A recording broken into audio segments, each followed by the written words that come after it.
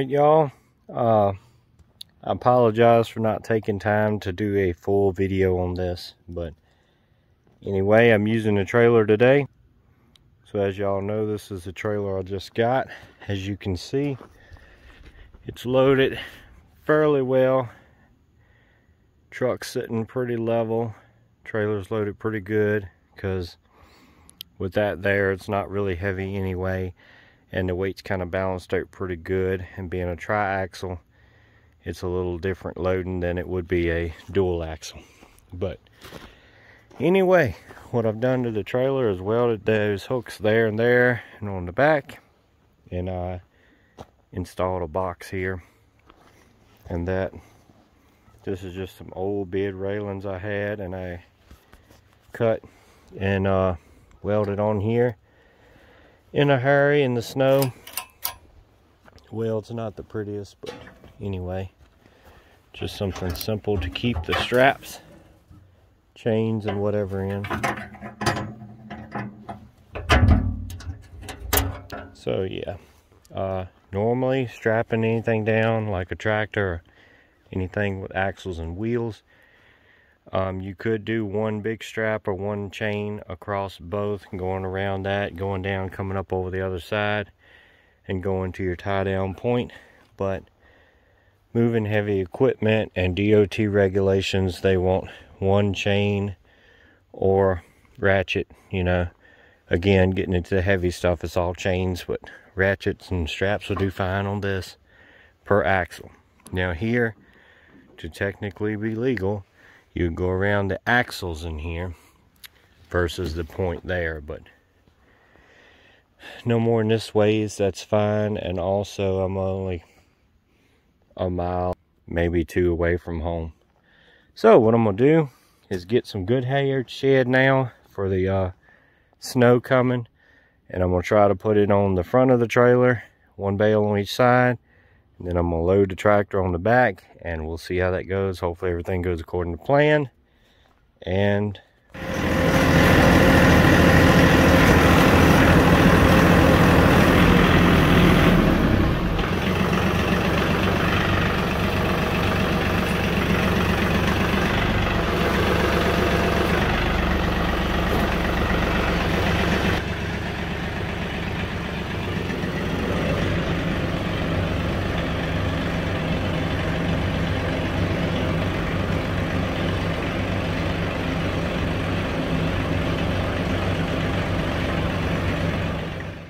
Hey y'all, so I got the first bale loaded, and hopefully you can hear me okay in here. And got the earbuds in as a microphone, so the noise canceling a bit. Gonna get the second one, then load the tractor up again. This is the old John Deere 3043B, and I do have the locks down since it is tight quarters in here. So, y'all may have been tired of me talking about it by now, but I really do think that this tractor here is going to be probably the perfect size for a lot of y'all's homesteads. Again, like I said before, this will pretty much do everything except cutting and ram baling hay. Again, I run a square baler with it. I hadn't raked hay with it. We have a bigger hay rake. Well, not big, but PTO driven and all. Old hay rake like that, it would do that fine.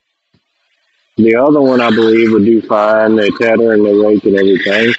I just don't have the hydraulic ports in the back up here yet.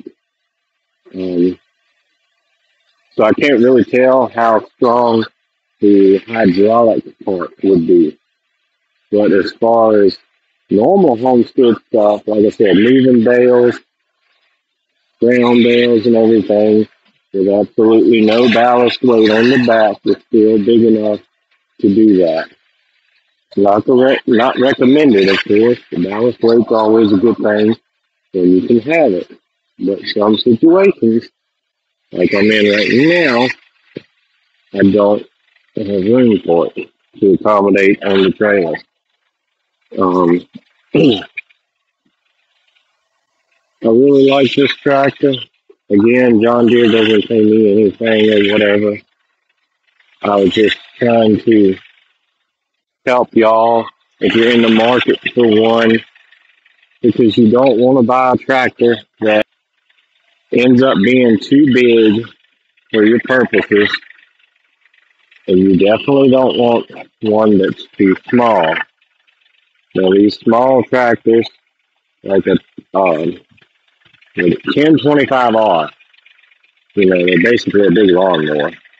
And the 2 Series, I think, is pretty good. I don't have any experience with them, but just from what I see online and videos and everything like that, they do a lot of good things. It's plus and minuses, taking good, pros and cons and everything. But I really think this 3 Series, and again, I would go ahead and get the one with the most horsepower as you can. I mean, why not? It really work well for most people's applications. And the guy that sold me this, I talked to him quite a bit. And, I just asked him one day what their most, popular tractor would be and stuff. And he said it was probably a 3 Series. Like this one, a lot of people buy the 3035 instead of the 43 here, but it's a really popular tractor, good frame size, a good kind of in the middle do all kind of tractor. So that's pretty cool. Maybe that's some helpful info for y'all. Let's see. Yeah, we got plenty of room there. We're gonna set this boom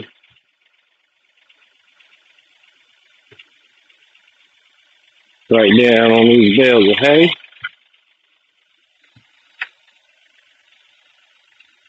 Make sure we got a good amount of park brake here. Cut it off with everything in gear. That will help it stay stationary from rolling. And let's see what we got. It's probably, yeah.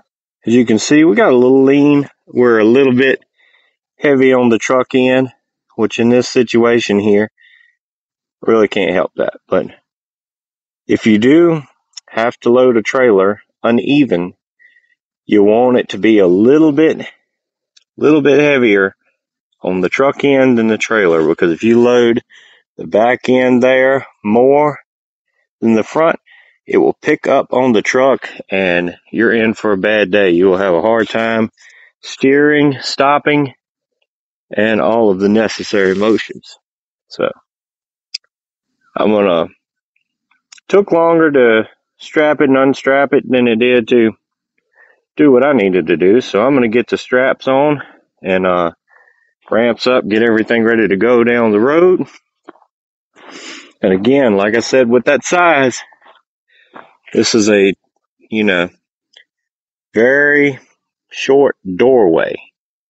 And being able to let those ROPS down, I can just slide right in there where a lot of tractors can't. So hopefully you got something out of this.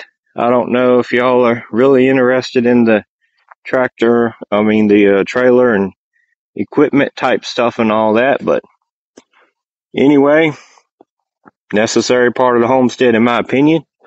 And that'll be it for this one. Stay prayed up, prepped up, and strapped up. See ya.